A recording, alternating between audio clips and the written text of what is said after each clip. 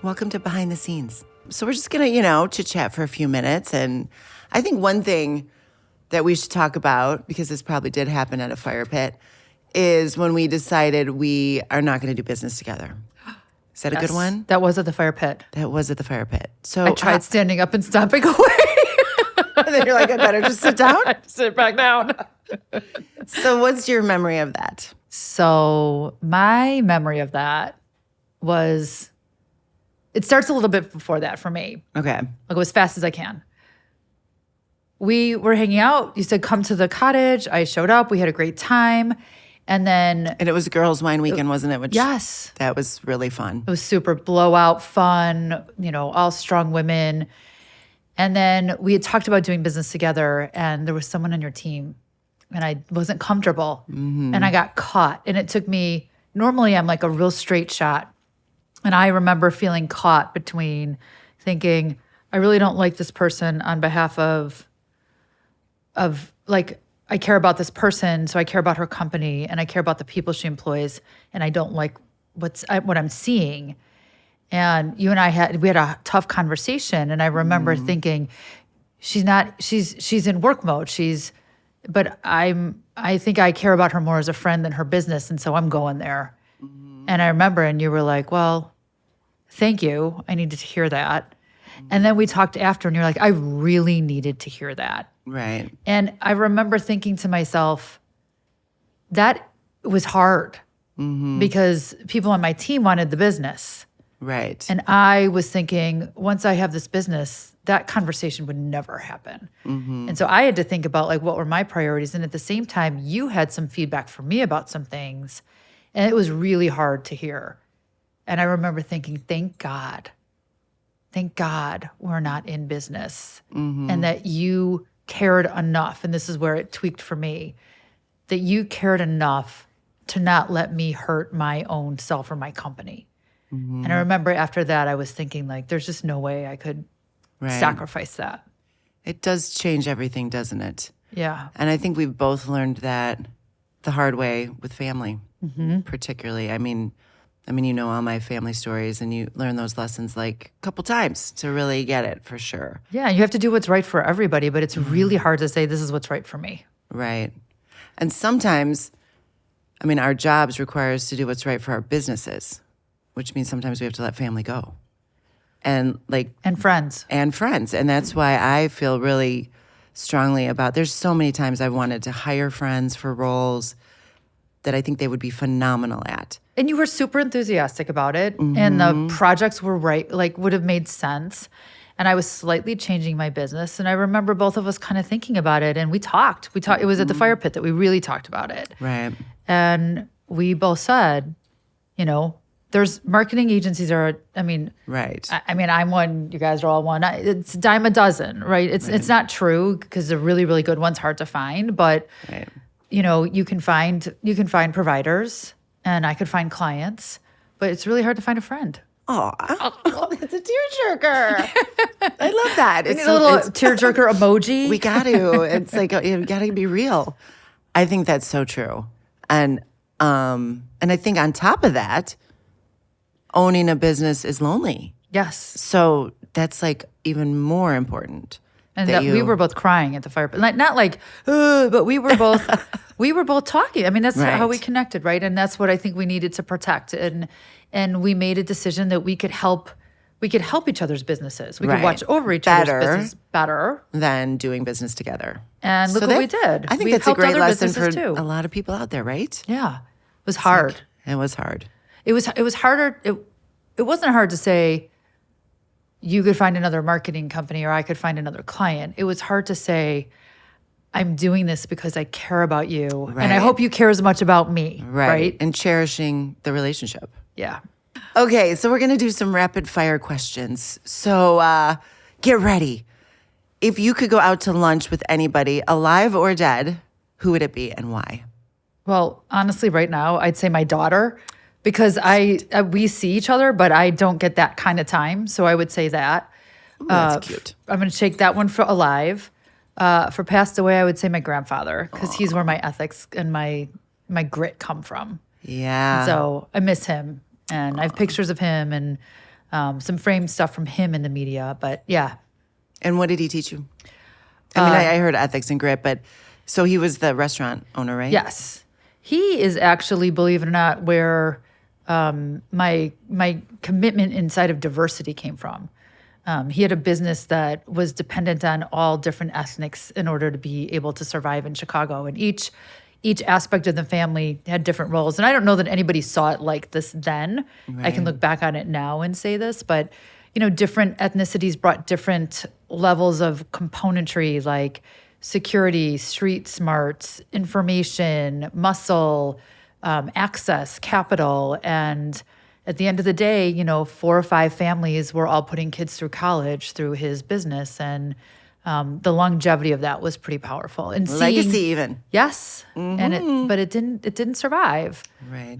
He got cancer before another person in the family was ready to take the business on. But you could see how those families all But even the support seed each other. of legacy, I mean, even those families that he took care of when he did. Yes. Yeah. First and second generation, college, things like that. So, Right. I mean, it was, owning a restaurant's not pretty for anybody who's out there. And you were working in it really young. Yes. Like how young? Like 6?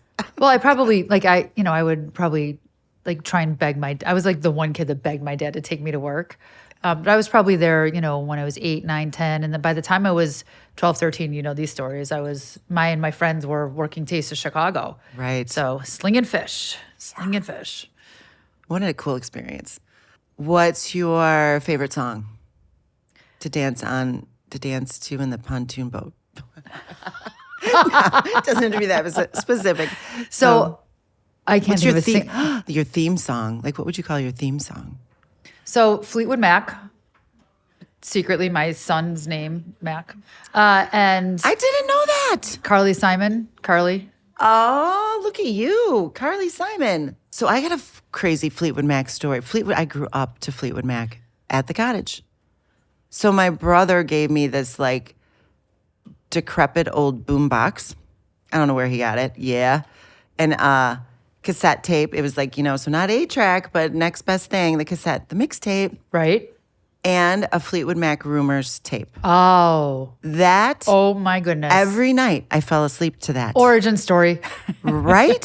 I got one. I didn't think I had one. When they made that album, how they so intentionally made it to be listened to from beginning to end. And I kind of miss that in the Spotify world that we live in. You don't listen to that anymore. Did you hear that recent one from Miley Cyrus? Miley! Oh my goodness. I knew she was going to say that. Flowers. Wow. Okay, that's our theme song. Okay. I can buy myself flowers. Yes. So can you. Yeah. Look at that. And she rented the place. That it happened at. Brilliant. That. Okay. Last question. What are you the most proud of? And I don't think you can say your children because that's too easy. Right? But I know you. I know it's that. A gimme. I know it's a gimme. But it's what table it's all stakes. for. Yes. I would say what we've done with It's Not Just Dinner. Love that. I really do. I think, even just getting off the call, it just to see the relief in their faces and the opportunity. It's not even about the financial scholarship. It's the connection and the education, and it's the passing it on. It's the legacy of being able to pass on to them their ability to get what they want out of that conference or that experience or just being certified. Like it's not happening anywhere. And it was something that was so hurting for you and I. Here's my certification. I don't know what to do with it. Right. And I keep going to Sanctuary. And I even think of the FEMA board that I'm on, and I've been a part of Flavor and Extract Manufacturers Association for many years, probably 25 years. And it needs a sanctuary. Because when you just join, it's hard, and it's not nearly as big, but it's just hard to break in. So that's an interesting thought. And I would say this too, one more thing that I'm proud of. I'm really proud that I didn't completely screw up Jayne. Like, that was really close a few times. But I'm really proud of the people there. And I'm really proud of the directions that they're taking it. And I'm really proud of the commitment to brand strategy and not getting distracted along the way. So I'm proud that I didn't screw it up. And that you completely. didn't give up. Yes. Oh, yeah, there's a good one too. Ooh. Giving up. How do you feel about not giving up? That was a big, hard decision you made Very, yes. multiple times. And I think that in the not giving up is where we learn the most. Hard. For sure. Painful. Yes. But the best lessons happen there. Stick with it. Stick with it. Stick with it. Okay. Well, thank you so much. And really enjoyed our time together. And I think you. that a lot of like diamonds or nuggets out there of value that people are going to thoroughly love this conversation. Do I get to ask you a question now? Yeah, sure. There's maybe. I don't know if it's a question so much as, so you've created this phenomenal conversation about owning your legacy. What does that mean to you? That's a damn good question. And I love asking that to people. And some people say it evolves, and I think it does evolve. I don't think it's always going to be exactly evolving. the same. Yeah, and that's why owning, because we were stuck on own your legacy, but owning, Because it's ongoing. it's ongoing. It's like becoming. iterative. Yes. And you have the right to change it. And I think what it means to me, it has a lot to do with taking Edlong and even just taking this beautiful seed and gift that I got handed down from my father with a lot of work, obviously, into my own direction and claiming, what do I want to do with this beautiful platform of a company and beautiful people and how can I use it to, my sister just gave me a really cool line that I'm loving, and it comes from AA. And when you share your stories at the beginning of a meeting, you're sharing your experiences, your strength, and your hope. Right? Yeah. So I think that's that it. should go on the T-shirt with We "You're my need to- favorite child." I love that. I love that. And like care, don't care. Yeah. All just like a collage of a T-shirt. I could see it with butterflies and yeah. So good question, but something around that. And giving people permission to own theirs. Big. People, give them space. Yep. Out of the way. Exactly.